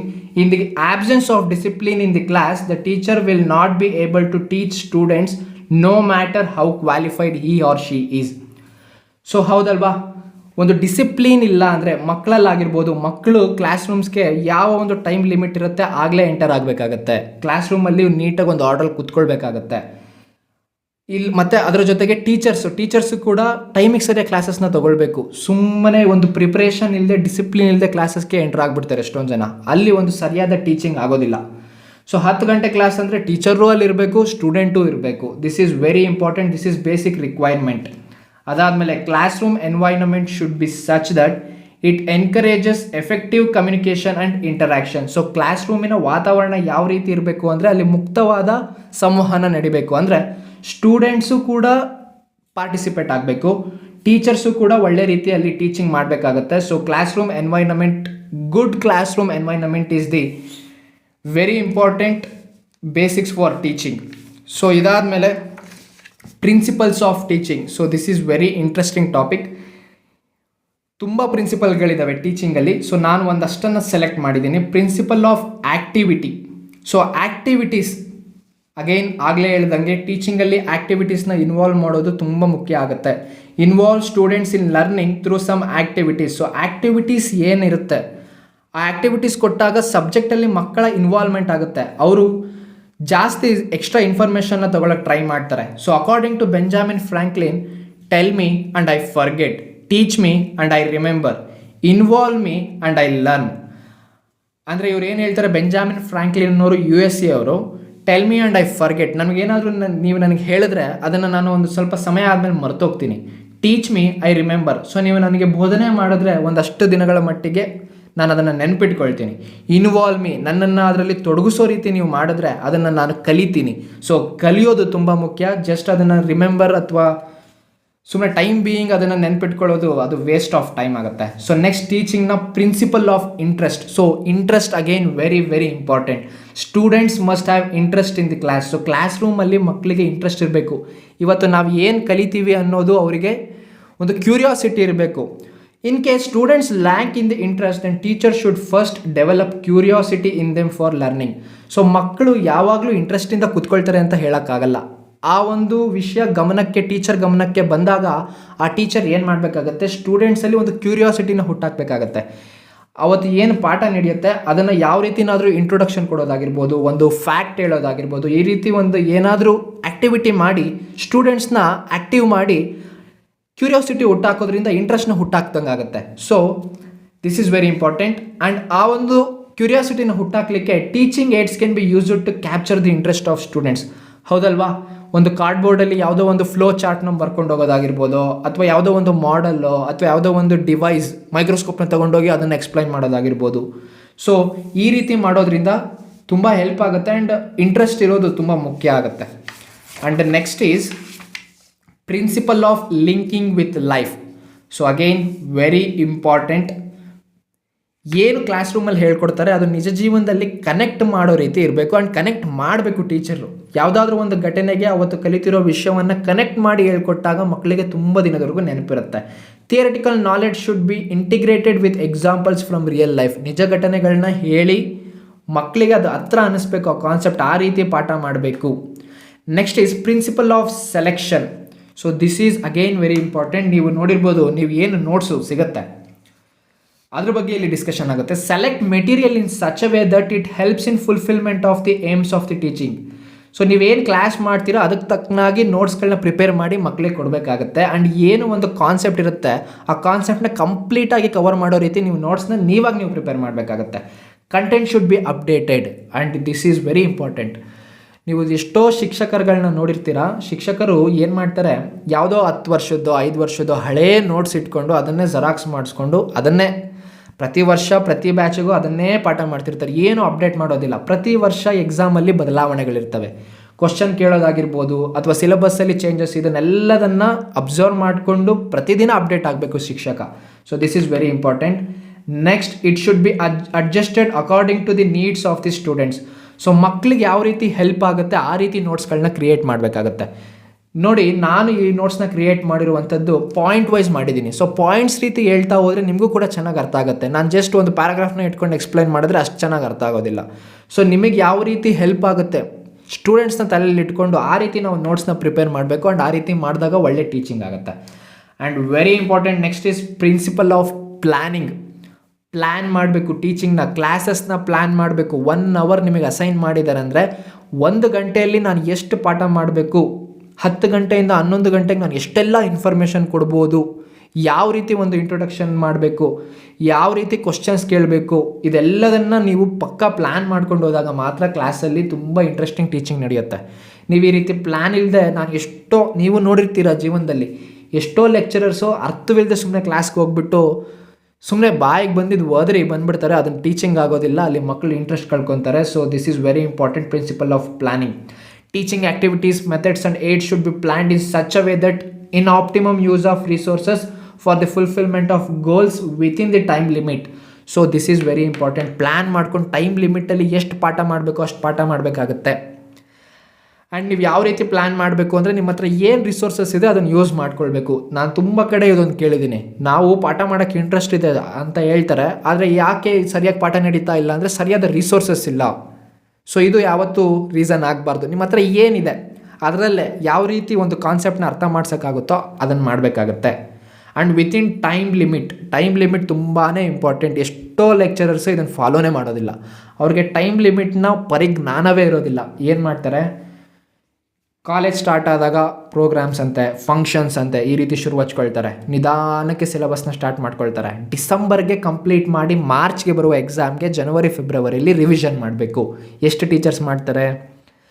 ಡಿಸೆಂಬರ್ವರೆಗೂ 2-3 ಚಾಪ್ಟರ್ಸ್ನ complete ಮಾಡಿ ಜನವರಿ ಫೆಬ್ರವರಿಯಲ್ಲಿ 5-6 ಚಾಪ್ಟರ್ಸ್ನ ಕಂಪ್ಲೀಟ್ ಮಾಡೋರು ಇದ್ದಾರೆ. ವಿತಿನ್ 1 ಮಂತ್ 1 ವೀಕಿಗೆ ಒಂದೊಂದು ಚಾಪ್ಟರ್ನ ಕಂಪ್ಲೀಟ್ ಮಾಡ್ಕೊಂಡು ಹೋದರೆ ಏನು ಕಲಿಕೆ ಆಯ್ತು ಅದರಲ್ಲಿ? ಇದು ನೀವು ತುಂಬ ಗಮನ ಇಟ್ಕೊಳ್ಬೇಕಾಗಿರೋದು. ನೀವು ಮುಂದೊಂದು ದಿನ ಟೀಚರ್ ಆದಾಗ ನೀವು ಪ್ಲ್ಯಾನ್ ಮಾಡಿಕೊಂಡು ಪಾಠ ಮಾಡಬೇಕಾಗತ್ತೆ. ಎಷ್ಟೊಂದು ಜನ ರಿಯಲ್ ಲೈಫಲ್ಲಿ ಮಾಡಲ್ಲ, ನೀವು ನೋಡಿರ್ತೀರ. ಸೊ ನೀವು ಮುಂದೆ ಒಂದಿನ ಟೀಚರ್ ಆದಾಗ ಕೆಸೆಟ್ ಬರೆಯೋ ಉದ್ದೇಶದಿಂದನಾದರೂ ಇದನ್ನು ಅಳವಡಿಸ್ಕೊಳ್ಳಿ. ಸೊ ಇದಾದಮೇಲೆ ನೆಕ್ಸ್ಟು ಪ್ರಿನ್ಸಿಪಲ್ ಆಫ್ ಡಿವಿಷನ್ ಅಂತ. ಅಗೈನ್ ವೆರಿ ಇಂಟ್ರೆಸ್ಟಿಂಗ್ ಇದು. ಯಾಕಂದರೆ ನಾವು ಯಾವುದಾದ್ರೂ ಒಂದು ಕಾನ್ಸೆಪ್ಟನ್ನ ಎಕ್ಸ್ಪ್ಲೈನ್ ಮಾಡುವಾಗ ಅದನ್ನು ಒಂದೇ ದಿನದಲ್ಲಿ ಅಥವಾ ಒಂದೇ ಕ್ಲಾಸಲ್ಲಿ ಎಕ್ಸ್ಪ್ಲೈನ್ ಮಾಡೋಕ್ಕಾಗಲ್ಲ. It is not possible to teach whole concept at once. The teacher should divide the topic into smaller units. So ಏನು ಮಾಡಬೇಕು, ಒಂದು ಚಾಪ್ಟರ್ನ 10 ಕ್ಲಾಸಸ್ಸಲ್ಲಿ ನಾನು ಪಾಠ ಮಾಡ್ತೀನಿ ಅಂದರೆ ಆ ಪಾಠನ 10 ಭಾಗಗಳಾಗಿ ಪೀಸಾಗಿ ವಿಂಗಡಿಸ್ಬೇಕಾಗತ್ತೆ. ಆ್ಯಂಡ್ ಈ ರೀತಿ ಭಾಗಗಳನ್ನು ಮಾಡುವಾಗ ಯೋಚನೆ ಮಾಡಿ ಭಾಗಗಳನ್ನ ಮಾಡಬೇಕಾಗತ್ತೆ. ಎಲ್ಲಿಗೆ ಕ್ಲಾಸ್ನ ನಾನು ಎಂಡ್ ಮಾಡಬೇಕು, ಈ ಕ್ಲಾಸಲ್ಲಿ ನಾನು ನೆಕ್ಸ್ಟ್ ಕಾನ್ಸೆಪ್ಟ್ಗೆ ಎಷ್ಟು ಇಂಟ್ರೊಡಕ್ಷನ್ನ ಕೊಡಬೇಕು, ಇದನ್ನೆಲ್ಲ ಗಮನ ಇಟ್ಕೊಂಡು ನೀವು ಕ್ಲಾಸಸ್ನ ಭಾಗಗಳಾಗಿ ವಿಂಗಡಿಸ್ಬೇಕಾಗತ್ತೆ. ಆ್ಯಂಡ್ ಎಷ್ಟು ಜನ ಈ ರೀತಿ ಮಾಡ್ತಾರೆ ನೀವು ಕ್ವಶನ್ಸ್ ಕೇಳ್ಕೊಳ್ಳಿ. Principle of revision. And again this is very important. ಕೇವಲ ಪಾಠ ಮಾಡಿ ಬಿಟ್ಬಿಟ್ರೆ ಮಕ್ಕಳಿಗೆ ಸಾಲದು. ಟೆಸ್ಟು ಎಕ್ಸಾಮ್ಸ್ ಅಂತ ಬಂದಾಗ ಇನ್ನೇನು 1 ವಾರ ಇದೆ, ಆಗ ರಿವಿಷನ್ಸ್ ಅಂತ ಶುರು ಹಚ್ಕೊಳ್ಬೇಕಾಗತ್ತೆ ನೀವು. So it is human tendency to forget. ಹೌದಲ್ವಾ? ನಾವೇನು ರೋಬೋಟ್ಗಳ, ಕಂಪ್ಯೂಟರ್ಗಳ ಒಂದು ಇನ್ಫಾರ್ಮೇಷನ್ ಕಲ್ತಿದ ತಕ್ಷಣ ಅದನ್ನು ಲೈಫ್ ಲಾಂಗ್ ನೆನ್ಪಿಟ್ಕೊಳ್ಳೋಕ್ಕೆ ಇಲ್ಲ. 2 ದಿನ 3 ದಿನಕ್ಕೆ ಮರ್ತೋಗುತ್ತೆ. ಬಟ್ ಆ ಮರ್ತೋಗೋವಂಥ ಒಂದು ಪ್ರಾಬ್ಲಮ್ನ ನಾವು ಯಾವ ರೀತಿ ಸರಿಪಡಿಸ್ಕೊಳ್ಬೋದು? ರಿವಿಷನ್ ಮಾಡಬೇಕು. ರೆಗ್ಯುಲರ್ ರಿವಿಷನ್ಸ್, ತಿಂಗಳಿಗೊಂದ್ಸರಿ, 15 ದಿನಕ್ಕೊಂದ್ಸರಿ ಏನು ಕಲ್ತಿದ್ದೀವಿ ಅದನ್ನು ರಿವಿಷನ್ ಮಾಡ್ಕೊಳ್ತಾ ಹೋದಾಗ ಮಾತ್ರ ಟೀಚಿಂಗ್ ತುಂಬ ಎಫೆಕ್ಟಿವ್ ಅನಿಸುತ್ತೆ. And very important, homework should also be planned in such a way that it leads to the revision of class work. So class ರೂಮಲ್ಲಿ ಏನು ಒಂದು ಇವತ್ತು ಪಾಠ ಮಾಡಿರ್ತೀವಿ ಅದಕ್ಕೆ ತಕ್ಕನಾಗಿ ನಾವು ಹೋಮ್ವರ್ಕ್ ಕೊಡಬೇಕಾಗತ್ತೆ. ಆ್ಯಂಡ್ ಇದು ತುಂಬ ಕಡೆ ನಡೆಯೋದಿಲ್ಲ. ಏನು ಮಾಡ್ತಾರೆ, ಮನಸ್ಸಿಗೆ ಬಂದಂಗೆ ಹೋಮ್ವರ್ಕ್ ಕೊಡೋದು, ಅರ್ಥವೇ ಇರೋದಿಲ್ಲ. ಸಿಂಪಲಾಗಿರೋ ಕಾನ್ಸೆಪ್ಟ್ನೆಲ್ಲ ಕ್ಲಾಸಲ್ಲಿ ಮಾಡಿಸ್ಬಿಟ್ಟು ಕಷ್ಟ ಇರೋದನ್ನೆಲ್ಲ ಹೋಮ್ವರ್ಕ್ ಕೊಟ್ಬಿಟ್ಟು ಮಕ್ಕಳ ಮೇಲೆ ಬರ್ಡನ್ ಹಾಕ್ಬಿಡೋದು. ಆಮೇಲೆ ಅವ್ರು ಕಲಿಯಲ್ಲ, ಅವ್ರದ್ದು ತಪ್ಪು ಅಂತ ಈ ರೀತಿ ಸ್ಟೂಡೆಂಟ್ಸ್ ಮೇಲೆ ಗೂಬೆ ಕೂರಿಸೋದು. ಸೊ ಇದು ನಡೀತಾ ಇದೆ. ಇದೆಲ್ಲ ಆಗಬಾರ್ದು ಟೀಚಿಂಗಲ್ಲಿ. ಟೀಚರ್ಸ್ಗಳ ರೋಲ್ ತುಂಬಾ ಇಂಪಾರ್ಟೆಂಟ್. ಸೊ ಇದು ನೋಡಿ ಎಷ್ಟು ಡೀಟೇಲಾಗಿ ಕೊಟ್ಟಿದ್ದಾರೆ ಟೀಚಿಂಗ್ ಆ್ಯಪ್ಟಿಟ್ಯೂಡಲ್ಲಿ. ಸೊ ನೀವು ಹೋಮ್ವರ್ಕ್ ಯಾವ ರೀತಿ ಕೊಡಬೇಕು ಅಂದರೆ ಕ್ಲಾಸಲ್ಲಿ ಆಗಿರುವಂಥ ಪಾಠನ ಮಕ್ಕಳು ಹೋಗಿ ರಿವಿಷನ್ ಮಾಡಬೇಕು ಮನೇಲಿ. ಅದಕ್ಕೆ ಪೂರಕವಾಗಿ ನೀವು ಹೋಮ್ವರ್ಕ್ನ ಕೊಡಬೇಕಾಗುತ್ತೆ. And very important next is principle of motivation. So motivation ತುಂಬಾ ಮುಖ್ಯ. ಮಕ್ಕಳು, ಅದರಲ್ಲೂ ಈಗಿನ ಮಕ್ಕಳಲ್ಲಿ ಮೋಟಿವೇಶನ್ ಅನ್ನೋದು ತುಂಬಾ ಕಡಿಮೆ ಇದೆ. ನಾನು ಕಲಿಬೇಕು, ಸಾಧನೆ ಮಾಡಬೇಕು ಅನ್ನೋದು 100 ಜನದಲ್ಲಿ ಒಬ್ಬರಿರುತ್ತೆ. ಆದರೆ ಒಬ್ಬ ಶಿಕ್ಷಕನ ಮಾತಿಗೆ ಎಷ್ಟು ತೂಕ ಇರುತ್ತೆ, ಎಷ್ಟು ಮಹತ್ವ ಇರುತ್ತೆ ಅಂದರೆ ಆತ ಇಡೀ ಕ್ಲಾಸ್ ರೂಮ್ನ ಮೋಟಿವೇಟ್ ಮಾಡಿಬಿಡ್ಬೋದು. ಸೊ ನೀವೊಂದು ಕ್ಲಾಸ್ ರೂಮ್ಗೆ ಎಂಟ್ರಾದಾಗ ಒಂದು 100 ಜನ ಕುಂತಿದ್ದಾರೆ ಅಂದ್ಕೊಳ್ಳಿ, ಅದರಲ್ಲಿ ತೇಜಸ್ ಇರಬೇಕು ಅವ್ರ ಮುಖದಲ್ಲಿ. ಇವತ್ತು ಏನಪ್ಪ ಮಾಡ್ತಾರೆ ಅಂತ ಅವರು ಮನೇಲಿ ಪ್ರಿಪೇರ್ ಆಗಿ ಬರಬೇಕು. ಹಾಗೆ ಬದಲಾವಣೆ ಮಾಡೋದು, ಹಾಗೆ ಮಕ್ಕಳನ್ನ ರೆಡಿ ಮಾಡೋದು ನಿಮ್ಮ ಕೈಯಲ್ಲಿರುತ್ತೆ ಆ್ಯಸ್ ಎ ಟೀಚರ್. ನೀವು ಟೀಚರ್ ಆದಾಗ ಇದನ್ನೆಲ್ಲ ಗಮನ ಇಟ್ಕೊಳ್ಬೇಕು. ಮಕ್ಕಳಿಗೆ ಇಂಟ್ರೆಸ್ಟ್ ಇಲ್ಲದೆ, ಏನೂ ಜೀವನದಲ್ಲಿ ಸಾಧನೆ ಮಾಡಬೇಕು ಅನ್ನೋದು ಇಲ್ಲದೆ ಸುಮ್ಮನೆ ಕ್ಲಾಸ್ ರೂಮಲ್ಲಿ ಕುಂತಿದ್ದಾಗ ನಿಮ್ಮ ಪಾಡಿಗೆ ನೀವು ಬಂದುಬಿಟ್ಟು ಬೋರ್ಡ್ ಹತ್ರ ಪಾಠ ಮಾಡಿ ಹೋಗ್ಬಿಟ್ರೆ ಏನೂ ಯೂಸ್ ಇಲ್ಲ. ಮಕ್ಕಳನ್ನ ಗಮನದಲ್ಲಿ ಇಟ್ಕೊಂಡು ಏನಾದರೂ ಒಂದು ಕಥೆಗಳು ಹೇಳೋ, ಅಥವಾ ಯಾರ್ದಾದ್ರೂ ಸ್ವಾಮಿ ವಿವೇಕಾನಂದ, ಅಬ್ದುಲ್ ಕಲಾಂ ಈ ರೀತಿ ಕಥೆಗಳನ್ನ ಹೇಳಿ ಅವರಲ್ಲಿ ಆ ಒಂದು ಕಿಚ್ಚನ್ನು ಹಚ್ಚಿಸಬೇಕಾಗತ್ತೆ. So principle of motivation is very important. Teacher should encourage student to pursue a career of their choice. ಹೌದಲ್ವಾ? ಮಕ್ಕಳಿಗೆ ಏನು ಇಷ್ಟ ಇರುತ್ತೆ ಅದನ್ನು ನಾವು ಸಪೋರ್ಟ್ ಮಾಡಬೇಕು. ಫಾರ್ ಎಕ್ಸಾಂಪಲ್, ಯಾರೋ ಒಬ್ಬನಿಗೆ ಸೋಷಿಯಲ್ ಅಂದರೆ ತುಂಬ ಇಂಟ್ರೆಸ್ಟ್ ಇರುತ್ತೆ, ಆತ ಸೋಷಿಯಲ್ ಸೈನ್ಸ್ನ ಚೆನ್ನಾಗಿ ಓದಿ ಅದರಲ್ಲೇ ಲಾಯರ್ ಆಗೋದೋ ಅಥವಾ ಕಾಮರ್ಸ್ ತೊಗೊಂಡು ಬೇರೆ ಒಂದು ಆಗೋದೋ ಈ ರೀತಿ ಕನಸುಗಳನ್ನು ಇಟ್ಕೊಂಡಿರ್ತಾನೆ. ಆದರೆ ನಾವೇನು ಮಾಡ್ತೀವಿ, PCMB ನೀನು ಸೈನ್ಸೇ ಓದಬೇಕು, ಆತನಿಗೆ ಇಂಟ್ರೆಸ್ಟ್ ಇಲ್ಲ ಅಂದರೂ ನಾವು ಈ ರೀತಿ ಮಾಡಿಬಿಡ್ತೀವಿ. ಸೊ ಇದು ತಪ್ಪು. ಮೋಟಿವೇಶನ್ ಮಾಡುವಾಗ ಕೂಡ ಒಂದು ಒಳ್ಳೆ ರೀತಿ ಮೋಟಿವೇಶನ್ ಮಾಡಬೇಕು, ಅದು ವಿದ್ಯಾರ್ಥಿಗೆ ಹಿಂಸೆ ಆಗಬಾರ್ದು, ಇದು ನೆನಪಿರಲಿ. And every student possesses some unique skill and this need to be appreciated. ಹೌದಲ್ವಾ? ಆಗಿಂದಾಗೆ ಅಪ್ರಿಷಿಯೇಟ್ ಮಾಡಬೇಕು. ಕೆಲವೊಂದಷ್ಟು ಜನ ಟೀಚರ್ಸ್ ಇರ್ತಾರೆ, ಅವರಿಗೆ ಬೈಯೋದೇ ಕ್ಲಾಸ್ ರೂಮ್ಗೆ ಹೋಗೋದೇ ಅವರು ಬೈಯೋದಕ್ಕೆ. ಆ್ಯಂಡ್ ಮಕ್ಕಳ ಮನಸ್ಥಿತಿ ಹೆಂಗೆ ಬದಲಾಗುತ್ತೆ ಅಂದರೆ, ಅವ್ರು ಎಂಟರ್ ಕೊಟ್ಟಿದ ತಕ್ಷಣ ಒಂದು ನೆಗೆಟಿವ್ ಎನರ್ಜಿ ಕ್ಲಾಸ್ ರೂಮಲ್ಲಿ ಬಂದ್ರಪ್ಪ ಬೈಯೋಕ್ಕೆ ಅನ್ನೋದು ಬಂದುಬಿಟ್ರೆ you have failed as a teacher. ನೀವು ಶಿಕ್ಷಕನಾಗಲಿಕ್ಕೆ ಲಾಯಕ್ಕೇ ಇಲ್ಲ. ಮಕ್ಕಳ ಮನಸ್ಸು ತುಂಬ ಮುಗ್ಧವಾಗಿರುತ್ತೆ, ಅದನ್ನು ನೀವು ಅರ್ಥ ಮಾಡಿಕೊಂಡು ಮೋಟಿವೇಟ್ ಮಾಡ್ತಾ, ಯಾವುದೇ ಒಂದು ಚಿಕ್ಕ ಕೆಲಸ ಆಗಿರಲಿ, ಅವನು ಎಂಥ ದಡ್ಡನೇ ಆಗಿರಲಿ, ಎಂಥ ತಪ್ಪೇ ಮಾಡಿರಲಿ, ಏನೋ ಒಂದು ಒಳ್ಳೆ ಕೆಲಸ ಮಾಡ್ದ, ಏನೋ ಒಂದು ಒಳ್ಳೆ ಮಾರ್ಕ್ಸ್ ತೆಗ್ದ, ಅಪ್ರಿಷಿಯೇಟ್ ಮಾಡಬೇಕು. ಆ್ಯಂಡ್ ಕೇವಲ ಮಾರ್ಕ್ಸ್ ಅಂತಾನೇ ಅಲ್ಲ, ಏನೋ ಇನ್ನೊಂದು ಮಾರಲ್ ಆಗಿ ಒಳ್ಳೆ ಕೆಲಸ ಮಾಡ್ದ, ಅದನ್ನು ಅಪ್ರಿಷಿಯೇಟ್ ಮಾಡಬೇಕು. ಸೊ ಅಪ್ರಿಷಿಯೇಟ್ ಮಾಡೋದು ಅಷ್ಟೇ ಮುಖ್ಯ, ಅವ್ರಿಗೆ ಏನು ಇಷ್ಟನೋ ಅದನ್ನು ಮೋಟಿವೇಟ್ ಮಾಡೋದು ಅಷ್ಟೇ ಮುಖ್ಯ ಆಗುತ್ತೆ. So that is what principle of motivation is. And ಕೊನೆಯದಾಗಿ ಪ್ರಿನ್ಸಿಪಲ್ ಆಫ್ ಇಂಡಿವಿಜುವಲ್ ಡಿಫ್ರೆನ್ಸಸ್. ಇದು ಎಷ್ಟು ಅದ್ಭುತವಾಗಿದೆ ಅಂದರೆ, ನಮ್ಮ ಕೈ ಬೆರಳುಗಳೇನಿದ್ದಾವೆ ಅವು ಎಲ್ಲವೂ ಸಮವಾಗಿದೆಯಾ? ಇಲ್ಲ. ಅದೇ ರೀತಿ ಎಲ್ಲ ವಿದ್ಯಾರ್ಥಿಗಳು ಸಮನಾಗಿ ಇಂಟೆಲಿಜೆನ್ಸಿಂದ ಕೂಡಿರೋದಿಲ್ಲ. No two students have the same ability, skill, personality. ಯಾವ ಇಬ್ಬರು ವಿದ್ಯಾರ್ಥಿಗಳು ಎಲ್ಲವೂ ಡಿಟ್ಟೋ ಇವನ್ಗೆ ಏನು ಹೇಳ್ತೀವಿ ಹಂಗೆ ಇವನಿಗೂ ಅರ್ಥ ಆಗಬೇಕು ಅನ್ನೋದಿರಲ್ಲ. ಸೊ ನಾವೇನು ಮಾಡಬೇಕು, ದೋ students have individual differences, teaching should B planned in such a way that all students have equal opportunities. ಹೌದಲ್ವಾ? ಕ್ಲಾಸ್ ರೂಮಲ್ಲಿ ನಿಮ್ಮ ಪಾಠಗಳು ಯಾವ ರೀತಿ ಮಾಡಬೇಕಂದ್ರೆ, ನೀವು ಆ ಕ್ಲಾಸ್ ರೂಮಿನ ದಡ್ಡರಲ್ಲಿ ಶತದಡ್ಡ ಏನಿರ್ತಾನೆ ಆತನಿಗೂ ಅರ್ಥ ಆಗಬೇಕು, ಏನು ಇಂಟೆಲಿಜೆಂಟ್ ಇರ್ತಾನೆ, ಚೆನ್ನಾಗಿ ಅರ್ಥ ಮಾಡ್ಕೊಳ್ಳೋಕ್ಕೆ ಶಕ್ತನಾಗಿರ್ತಾನೆ, ಅವನಿಗೂ ಅರ್ಥ ಆಗಬೇಕು. ಇಬ್ರಿಗೂ ಅರ್ಥ ಆಗೋ ರೀತಿ ನಿಮ್ಮ ಕ್ಲಾಸ್ ರೂಮ್ಸ್ನ ನೀವು ಡಿಸೈನ್ ಮಾಡಬೇಕಾಗತ್ತೆ, ನಿಮ್ಮ ಟೀಚಿಂಗ್ನ ನೀವು ಡಿಸೈನ್ ಮಾಡಬೇಕಾಗತ್ತೆ. ನೋಡಿ, ಮುಂದೊಂದು ದಿನ ಟೀಚರ್ ಆಗೋರು ನೀವು ಎಷ್ಟು ಕಲಿಬೇಕು. ಯಾಕಂದರೆ ನೀವು ನೆನಪಿಸ್ಕೊಳ್ಬೋದು, ನಿಮ್ಮ ಶಾಲೆ ದಿನಗಳಲ್ಲೋ ಅಥವಾ ಕಾಲೇಜಲ್ಲಿ ತುಂಬ ನಡೆಯುತ್ತೆ, ಯಾರೋ ಒಬ್ಬ ಚೆನ್ನಾಗಿ ಆನ್ಸರ್ ಮಾಡ್ತಿರ್ತಾನೆ, ಅವನು ತುಂಬ ಆ್ಯಕ್ಟಿವ್ ಇರ್ತಾನೆ, ಇಂಟೆಲಿಜೆಂಟ್ ಇರ್ತಾನೆ, ಅವನಿಗೆ ಮಾತ್ರ ಪಾಠ ಮಾಡ್ತಿರ್ತಾರೆ. ಅವನು ಅಂದರೆ ಓಕೆ ಮುಂದಕ್ಕೆ ಹೋಗೋದು. ಆದರೆ ಯಾರೋ ಒಬ್ಬನಿಗೆ ಆತನಿಗೆ ಏನೂ ಅರ್ಥ ಆಗ್ತಿರೋಲ್ಲ, ಅವನ್ನ ಕೂಡ ತಲೆಯಲ್ಲಿ ಇಟ್ಕೊಂಡು ಪಾಠ ಮಾಡೋರು ಎಷ್ಟು ಜನ ಇದ್ದಾರೆ. ಸೊ ಇದು ತುಂಬಾ ಮುಖ್ಯ ಆಗುತ್ತೆ. ನೀವು ಮುಂದೊಂದು ದಿನ ಪಾಠ ಮಾಡುವಾಗ ಇಂಡಿವಿಜುವಲ್ ಡಿಫ್ರೆನ್ಸಸ್, ಒಬ್ರಿಗೆ ಸೋಷಲ್ ಅರ್ಥ ಆದರೆ ಒಬ್ರಿಗೆ ಸೈನ್ಸ್ ಅರ್ಥ ಆಗಲ್ಲ, ಒಬ್ರಿಗೆ ಸೈನ್ಸ್ ಅರ್ಥ ಆದರೆ ಮ್ಯಾಥ್ಸ್ ಕಷ್ಟ ಆಗುತ್ತೆ. ಇವೆಲ್ಲವನ್ನು ನೀವು ಅಕ್ಸೆಪ್ಟ್ ಮಾಡಿಕೊಂಡು ಅದಕ್ಕೆ ತಕ್ಕನಾಗಿ ನಿಮ್ಮ ಟೀಚಿಂಗ್ನ ಬದಲಾಯಿಸ್ಕೊಂಡು ಫ್ಲೆಕ್ಸಿಬಲ್ ಆಗಿ ಪಾಠ ಮಾಡಿ. And very very important of this unit, ಅದರಲ್ಲೂ ಟೀಚಿಂಗ್ ಯೂನಿಟಲ್ಲಿ ಹೌ ಟು ಟೀಚ್, ಯಾವ ರೀತಿ ಪಾಠ ಮಾಡಬೇಕು, ಇದು ತುಂಬ ಮುಖ್ಯ ಆಗುತ್ತೆ. ಯಾವ ರೀತಿ ಮಾಡಬೇಕು? A teacher should approach from simple to complex content. So ಚಿಕ್ಕ ವಿಷಯಗಳನ್ನ, ಸಿಂಪಲ್ಲಾಗಿರೋ ವಿಷಯಗಳನ್ನ ಅರ್ಥ ಮಾಡಿಸ್ತಾ ಕ್ಲಾಸ್ ರೂಮಲ್ಲಿ ಕಾಂಪ್ಲೆಕ್ಸ್ ವಿಷಯಗಳು, ಅತಿ ಕಷ್ಟ ವಿಷಯಗಳನ್ನ ಕೊನೆಯದಾಗ ಅರ್ಥ ಮಾಡಿಸ್ಬೇಕು. ಅಂದರೆ ಅರ್ಥ, ನೀವು ಬೇಸಿಕ್ಸ್ಗಳನ್ನ ಅರ್ಥ ಮಾಡಿಸ್ಬೇಕು ಮಕ್ಕಳಿಗೆ. ಬೇಸಿಕ್ಸ್ಗಳನ್ನ ಹೇಳ್ತಾ ಕಷ್ಟ, ಈಗಿರೋ ಹೈಯರ್ ಕಾನ್ಸೆಪ್ಟ್ಸ್ನ ಇಂಟ್ರೊಡ್ಯೂಸ್ ಮಾಡಬೇಕು. ಎಷ್ಟೊಂದು ಜನ ಏನು ಮಾಡ್ತಾರೆ, ಬಂದಿದ್ದ ತಕ್ಷಣ ಕ್ಲಾಸ್ ಸ್ಟಾರ್ಟ್, ಅದರಲ್ಲಿ ಅರ್ಥವೇ ಇರೋದಿಲ್ಲ. ಒಂದೇ ಸರಿ ಕಷ್ಟದ ಕಂಟೆಂಟ್ನ ನೀವು ತಗೊಂಡ್ರೆ ಅದನ್ನು ಅರ್ಥ ಮಾಡ್ಸೋಕ್ಕಾಗಲ್ಲ, and you will be failed as a teacher. So this is very important. Teaching should be flow from known to unknown. So ಪಾಠ ಮಾಡುವಾಗ ಮಕ್ಕಳಿಗೆ ಏನು ಗೊತ್ತಿರುತ್ತೆ, ನಿಜ ಜೀವನದಲ್ಲಿ ಏನೋ ಒಂದು ಘಟನೆಗಳಿರುತ್ತೆ, ಅದನ್ನು ಎಕ್ಸಾಂಪಲ್ ಕೊಟ್ಕೊಂಡು ಗೊತ್ತಿರೋ ವಿಷಯಗಳನ್ನ ಅರ್ಥ ಮಾಡಿಸ್ತಾ ಗೊತ್ತಿಲ್ಲದೆ ಇರೋ ವಿಷಯಗಳು ಅವ್ರಿಗೆ ಏನಿರುತ್ತೆ ಆ ವಿಷಯಗಳನ್ನ ಅವ್ರಿಗೆ ಇಂಟ್ರೊಡ್ಯೂಸ್ ಮಾಡಬೇಕು.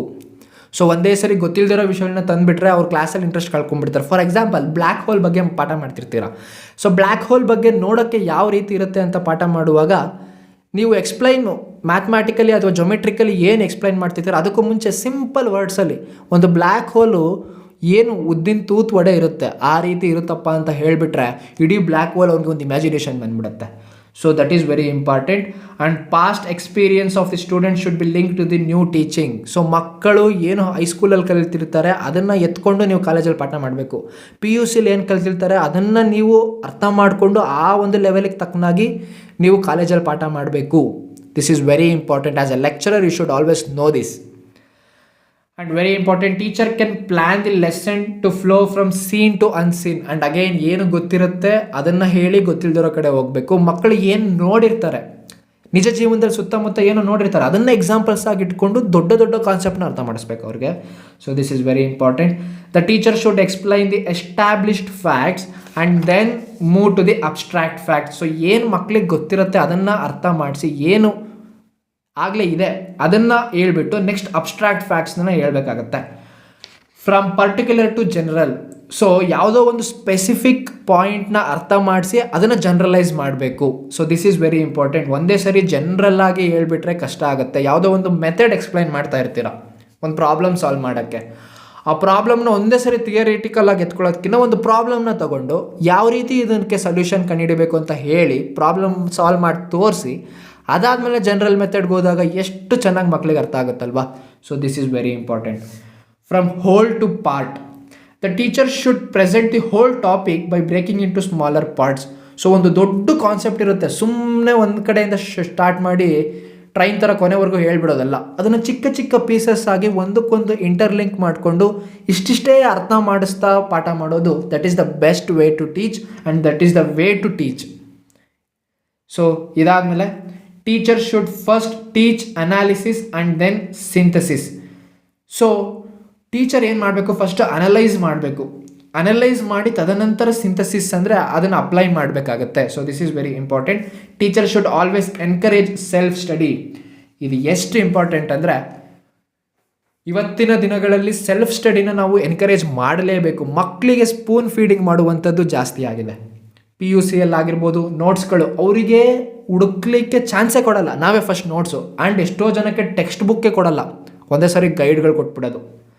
ಅವರಿಗೆ ಕಾನ್ಸೆಪ್ಟ್ನ ಅರ್ಥ ಮಾಡಿಸ್ದೆ ಎಲ್ಲದನ್ನು ನಾವು ಸ್ಪೂನ್ ಫೀಡಿಂಗ್ ಮಾಡಿ ಮಾಡಿ ಅವರಿಗೆ ಕ್ಯೂರಿಯಾಸಿಟಿ ಅನ್ನೋದನ್ನೇ ಸಾಯಿಸಾಕ್ಬಿಟ್ಟಿದ್ದೀವಿ ನಾವು, ಹೌದಲ್ವಾ? ಇದನ್ನು ನಾವು ಮಾಡಬಾರ್ದು. As a teacher, as a future lecturer you should remember, ನೀವು ನೆನ್ಪಿಟ್ಕೊಳ್ಬೇಕು, ಮಕ್ಕಳಿಗೆ ಸೆಲ್ಫ್ ಸ್ಟಡಿನ ಎನ್ಕರೇಜ್ ಮಾಡಬೇಕು. ಅವರಾಗವರೇ ಒಂದು ಡೌಟ್ ಅಂತ ಏನಾದರೂ ತಂದಾಗ ಅವರು ಅದ್ರ ಬಗ್ಗೆ ಹುಡ್ಕಾಡಿದಾರಾ, ಅಲ್ಲಿ ಇಲ್ಲಿ ಬುಕ್ಸ್ನೆಲ್ಲ ಹುಡುಕಿ ಎಲ್ಲೂ ಸಿಗದೆ ಕೊನೆಗೆ ಬಂದಿದ್ದಾರಾ, ಅದನ್ನು ನೀವು ಕೇಳಬೇಕು. ಒಂದು ಚಿಕ್ಕ ಡೌಟ್ ಬಂದಿದ ತಕ್ಷಣ ಸರ್ ಹತ್ರ ಬಂದುಬಿಡೋದು. ಸೊ ಇದನ್ನು ಎನ್ಕರೇಜ್ ಮಾಡಬಾರ್ದು. ಹಾಗಂತ ಡೌಟ್ ಕೇಳೋದನ್ನೇ ಎನ್ಕರೇಜ್ ಮಾಡಬಾರ್ದು ಅಂತ ನಾನು ಹೇಳ್ತಾ ಇಲ್ಲ. ಸೊ ಇದಿಷ್ಟು ಟೀಚಿಂಗ್ ಬಗ್ಗೆ ಇವತ್ತಿನ ಕ್ಲಾಸಲ್ಲಿ ನಾವು ಕಲ್ತಿದ್ದೀವಿ. ತುಂಬ ವಿಷಯಗಳನ್ನ ಕಲ್ತಿದ್ದೀವಿ ಆ್ಯಂಡ್ ಡಿಸ್ಕಸ್ ಮಾಡ್ತಾ ಇದ್ದರೆ ಇದು one of the beautiful topics in KSET general paper. So ಇನ್ನು ಕಲಿಯೋದು ತುಂಬ ಇದೆ. ಇವತ್ತು ಒಂದು ಕ್ಲಾಸಲ್ಲಿ ಟೀಚರು, ಟೀಚಿಂಗು, ಲೆವೆಲ್ಸ್ ಇದ್ರ ಬಗ್ಗೆ ತಿಳ್ಕೊಂಡಿದ್ದೀವಿ. ನೆಕ್ಸ್ಟು ಲರ್ನರು, ಸ್ಟೂಡೆಂಟ್ ಇರ್ತಾನಲ್ವಾ, ಅವನ ಮನಸ್ಥಿತಿ ಬಗ್ಗೆ ನಾಳೆ ಕ್ಲಾಸಲ್ಲಿ ತಿಳ್ಕೊಳ್ಳೋಣ ಅಂತ ಹೇಳ್ತಾ ಈ ಒಂದು ವಿಡಿಯೋನ ಇಲ್ಲಿಗೆ ಎಂಡ್ ಮಾಡ್ತಾ ಇದ್ದೀನಿ. ಸಬ್ಸ್ಕ್ರೈಬ್ ಮಾಡ್ಕೊಳ್ಳಿ, ಕ್ಲಾಸಸ್ನ ಕೇಳಿ, ಇಷ್ಟ ಆದರೆ ಕಮೆಂಟ್ ಮಾಡಿ ಅಂತ ಹೇಳ್ತಾ see you in the next video. Bye.